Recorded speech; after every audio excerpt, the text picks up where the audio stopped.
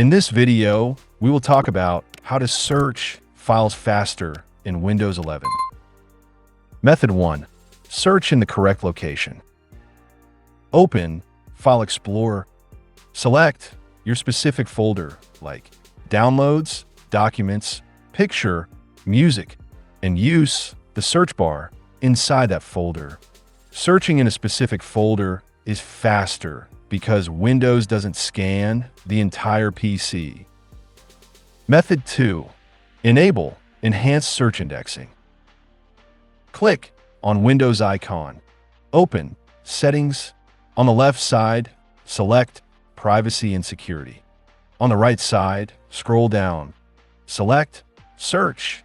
Scroll down and Find My Files. Select Enhanced. This allows Windows to index your entire PC, making searches faster and more accurate. That's all for today.